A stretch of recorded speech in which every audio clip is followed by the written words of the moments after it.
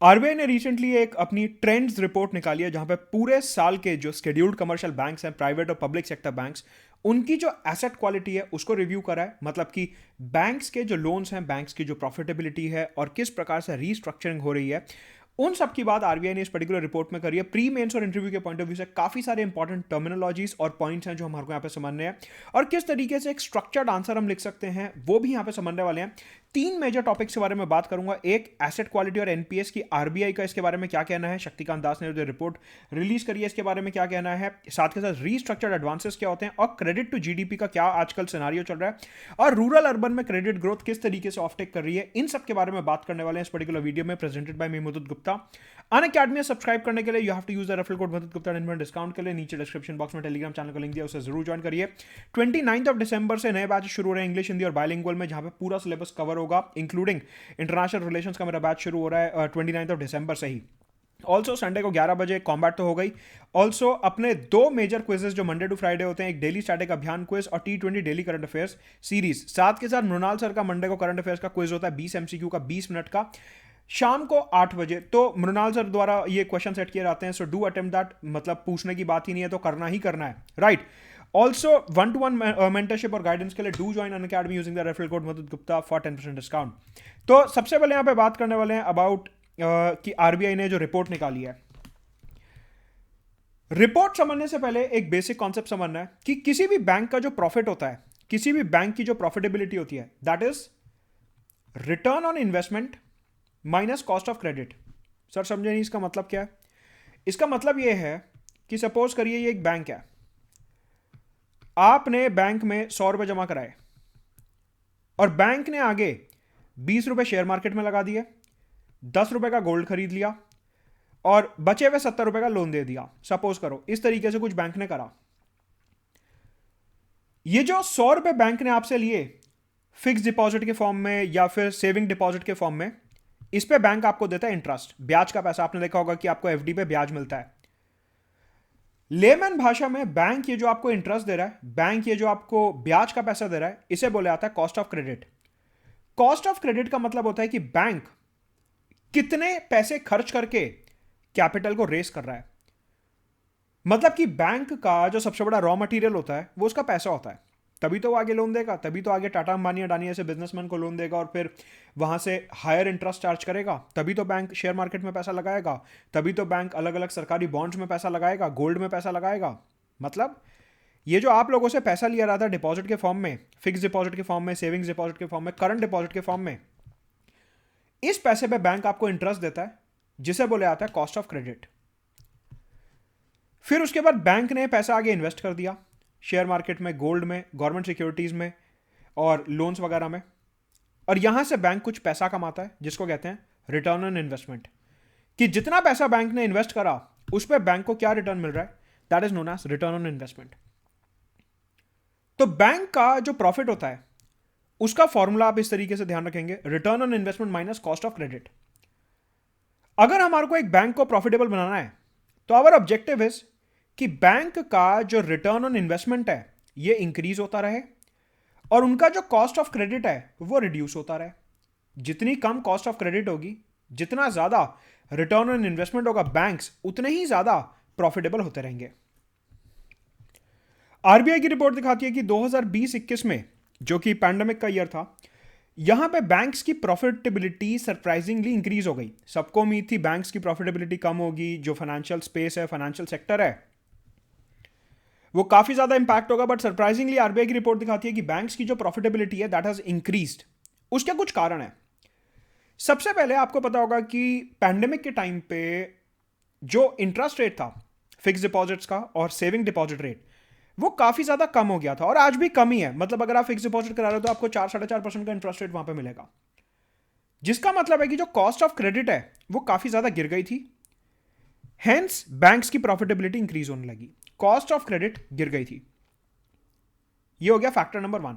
Factor 2, अगर हम banks का रिटर्न ऑन इन्वेस्टमेंट देखें तो आरबीआई की रिपोर्ट ये दिखाती है कि बैंक्स को जो इंटरेस्ट के फॉर्म में पेमेंट आया, फॉर एग्जांपल आरबीआई बैंक ने अगर, स्टेट बैंक, एक्सिस बैंक ने अगर टाटा अंबानी अडानी को लोन दिया हुआ है तो वहां से जो इंटरेस्ट का पेमेंट आया, इंटरेस्ट का पैसा आया, वो थोड़ा कम था। मतलब कि पहले के मुकाबले इंटरेस्ट रिकवरी जो थी, इंटरेस्ट पेमेंट जो था, वो थोड़ा सा डिक्लाइन था। सवाल उठता है कि जब इंटरेस्ट में जो बैंक को पैसा आ रहा है, बैंक ने जो लोन दे रखा है उसमें जो इंटरेस्ट का पैसा आ रहा है वो कम हो गया, तो फिर आरबीआई ये कैसे बोल रहा है कि बैंक्स की प्रॉफिटेबिलिटी इंक्रीज हुई? उसका एक कारण है कि बैंक्स ने अपना पैसा जो इन्वेस्टमेंट में लगा रखा था अलग अलग मार्केट्स में, इक्विटी मार्केट्स वगैरह में, वहां से बैंक्स को अपनी इन्वेस्टमेंट पे रिटर्न काफी अच्छा मिला। देखिए, बैंक ने जो पैसा कमाया वो दो तरीके से कमाया। एक कमाया कि जो लोन में इंटरेस्ट का रेट आता है उससे, और एक जो शेयर मार्केट वगैरह में इधर उधर इन्वेस्टमेंट करके पैसा लगाया, गोल्ड वगैरह में और प्रॉपर्टी वगैरह में, जो भी बैंक्स अपना इन्वेस्टमेंट करते हैं वहां से जो पैसा कमाया, इन दो तरीके से बैंक को रिटर्न आता है।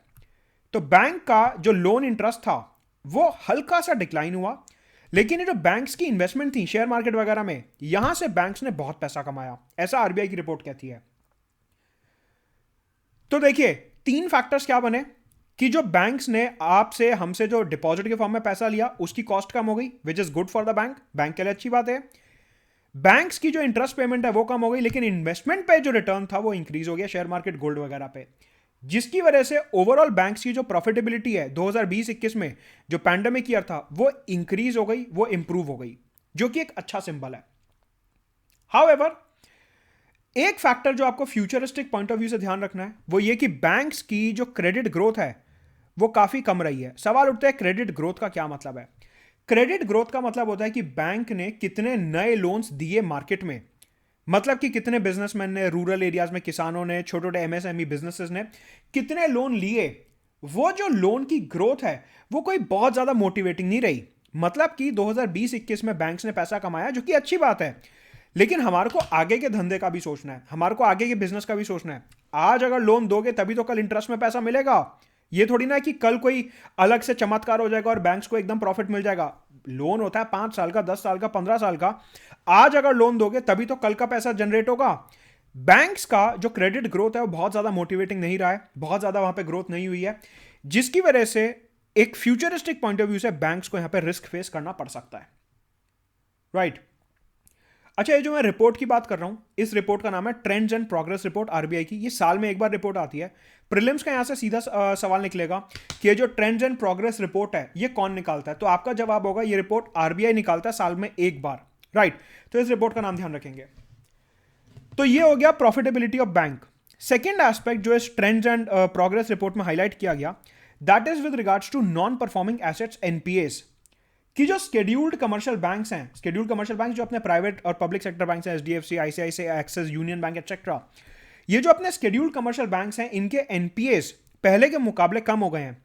एक टाइम पे इनके एनपीएस जो थे 2020 में, दैट वर बिटवीन 7 to 8%, 7 से 8% के बीच में थे, और अभी ये 6.9% हो गए हैं। मतलब कि ये एक और पॉजिटिव सिंबल है कि बैंक्स के जो नॉन परफॉर्मिंग एसेट्स हैं वो डिक्लाइन हो रहे हैं।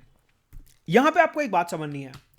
मैंने आपको एक डेटा दिखाया, मैंने आपको एक स्टैटिस्टिक दिखाया और मैंने बोला कि बैंक्स के एनपीएस कम हो रहे हैं, 6.9% बैंक्स के एनपीएस हो गए हैं, तो ये तो बहुत अच्छी बात है, बैंक्स तो एकदम बढ़िया तरीके से चल रहे हैं। लेकिन ये जो नंबर है ये थोड़ा सा फैब्रिकेटेड है। फैब्रिकेटेड का मतलब ये नंबर जो है ये एक्चुअल पिक्चर नहीं दिखा रहा है। क्यों? उसके दो कारण है। बैंक्स के ये जो एनपीएस कम हुए हैं वो इसलिए कम हुए हैं क्योंकि पैंडेमिक ईयर में 2020-21 में जो बैंक्स का एसेट क्लासिफिकेशन था उस प्रोसेस को आरबीआई ने रोक दिया था। एसेट क्लासिफिकेशन का मतलब होता है कि मान लीजिए एक व्यक्ति ने लोन ले रखा है और उस व्यक्ति ने लोन टाइम पे नहीं लौटाया, तो बैंक्स उस लोन को special mention accounts, SMA 0, SMA 1, NPA वगैरह में कैटेगराइज कर देते हैं, stress asset, bad loan etcetera. इस तरीके से जो बैंक्स के क्लासिफिकेशन होते हैं, अगर एक पार्टी पैसा नहीं लौटा रही है तो बैंक्स उसको क्लासिफाई करते रहते हैं अलग अलग कैटेगरीज में। आरबीआई ने पैंडेमिक के टाइम बोला कि अभी क्योंकि स्पेशल सर्कमस्टांसेस हैं, लोगों के पास पैसा नहीं है, लॉकडाउन लगा हुआ है, बिजनेसेस सारे बंद पड़े हैं, तो इस टाइम पे अगर कोई व्यक्ति पैसा नहीं लौटा रहा, इस टाइम पे अगर कोई व्यक्ति पैसा वापस नहीं कर रहा, आप उसके लोन को एनपीए में क्लासिफाई नहीं करोगे, आप उसके लोन को एनपीए में कैटेगराइज नहीं करोगे। कहने का मतलब है जब कैटेगराइजेशन ही नहीं होगा तो एनपीएस आपके इंक्रीज भी नहीं होंगे। तो ये जो हमने देखा कि हमारे जो एनपीएस हैं वो 6.9% हो गए हैं, उसका ये कारण नहीं है कि रिकवरी बहुत अच्छी हो रही है, उसका कारण ये है कि आरबीआई के कहने पे बैंक्स ने बीच में थोड़े टाइम के लिए क्लासिफिकेशन बंद कर दिया था। मतलब कि क्लास में 10 बच्चे फेल होते थे पहले, फिर उसके बाद प्रिंसिपल ने बोला कि इस साल एक काम करो, पेपर चेक ही मत करो। तो अब क्या रिजल्ट आया स्कूल का? एक भी बच्चा फेल नहीं हुआ। इसका मतलब ये थोड़ी ना है कि फेलियर बच्चे हैं नहीं, वो हैं अभी भी, लेकिन पेपर ही नहीं चेक हो रहा तो फिर वो सामने नहीं आएंगे। इसका ये मतलब है कि एसेट क्लासिफिकेशन का जो प्रोसेस है आरबीआई ने वो रोक दिया था, जिसकी वजह से अपनी एनपीए की जो रियल पिक्चर है वो कहीं ना कहीं अभी छुपी हुई है। पहली बात। दूसरी बात, आरबीआई एक स्कीम लेके आया था जिसका नाम है restructuring of loan scheme 2.0। Restructuring of loans, restructuring of loans, इस वर्ड को पकड़िए और फिर मैं इसको एक्सप्लेन करता हूं। रीस्ट्रक्चरिंग ऑफ लोन्स, रीस्ट्रक्चरिंग का मतलब होता है कि मान लीजिए एक व्यक्ति ने बैंक का लोन देना है, बैंक का लोन वापस करना है, ठीक है। जब इसने लोन लिया तो यह तय हुआ कि 100 रुपए पर मंथ की इंस्टॉलमेंट देगा, 100 रुपए पर मंथ की इंस्टॉलमेंट देगा। बाद में इसका धंधा ठप हो गया, इसके पास पैसे नहीं बचे देने के लिए, इसने बैंक में रिक्वेस्ट डाली कि मेरा लोन रीस्ट्रक्चर कर दो। रीस्ट्रक्चरिंग का मतलब होता है कि जो आपकी मंथली इंस्टॉलमेंट है आप इसको चेंज कर रहे हो। कि फॉर एग्जांपल आपके पास 100 रुपए देने के लिए नहीं है, आप कह रहे हो कि मेरी इंस्टॉलमेंट 50 रुपए की कर दो, क्या मैं 50 रुपए पर मंथ दूंगा, ठीक है। अमाउंट के साथ साथ, अमाउंट के साथ साथ जो आप अमाउंट दे रहे हो बैंक को, उसके साथ साथ यहां पे टाइम पीरियड भी चेंज हो रहा था रीस्ट्रक्चरिंग में, और इंटरेस्ट भी चेंज हो रहा था। इसे कहते हैं रीस्ट्रक्चरिंग। रीस्ट्रक्चरिंग का मतलब होता है कि जो आपने इनिशियली तय करी थी बात कि मैं 1 साल में 100 रुपए पर मंथ पे आपका लोन चुका दूंगा, लेकिन अभी मेरे पास पैसे नहीं है, तो एक काम करो, ये 3 साल में कन्वर्ट कर दो, मेरे से 40 रुपए महीना ले लो। मतलब कि आपने इंस्टॉलमेंट की जो अमाउंट है वो चेंज कर दी, ड्यूरेशन चेंज कर दी और इंटरेस्ट रेट चेंज कर दिया। इसे बोले आता है रीस्ट्रक्चरिंग। अगर आप ध्यान से समझो तो रीस्ट्रक्चरिंग कब होती है? जब एक व्यक्ति के पास पैसा नहीं है देने के लिए, या फिर दूसरे शब्दों में मैं बोल सकता हूं कि रीस्ट्रक्चरिंग कब होती है? जब बैंक का जो एक लोन है वो स्ट्रेस के अंडर है। देखिए, एनपीए का मतलब हो गया कि पैसा वापस ही नहीं आ रहा है। एनपीए का मतलब हो गया कि बैंक का पैसा वापस ही नहीं आ रहा है या फिर बहुत धीरे धीरे वापस आ रहा है। रीस्ट्रक्चरिंग में क्या हो रहा है कि एक व्यक्ति पैसा नहीं दे पा रहा और उसने बोला कि मैं पैसा तो रेगुलरली दूंगा, लेकिन अमाउंट चेंज कर दो, टाइम पीरियड चेंज कर दो। उसे बोलते हैं लोन रीस्ट्रक्चरिंग। एनपीएस के केस में भी बैंक को रिस्क है और रीस्ट्रक्चरिंग के केस में भी बैंक को रिस्क है। मैंने आपको बताया कि बैंक्स का जो एनपीए है वो कम तो हो रहा है, लेकिन उसका एक कारण हमने देखा कि जो एसेट क्लासिफिकेशन का प्रोसेस है आरबीआई ने पैंडेमिक के टाइम पे, कोविड के टाइम पे वो रोक दिया था। दूसरी बात, आरबीआई एमएसएमईज के लिए रीस्ट्रक्चरिंग की स्कीम लेके आया कि जो छोटे धंधे हैं, small micro and medium businesses, इनको सबसे ज्यादा इंपैक्ट पहुंचा पैंडेमिक के टाइम पर और हमें इन्हें सपोर्ट करना चाहिए क्योंकि सेकंड लार्जेस्ट एम्प्लॉयमेंट जनरेटर है आफ्टर द एग्रीकल्चर सेक्टर।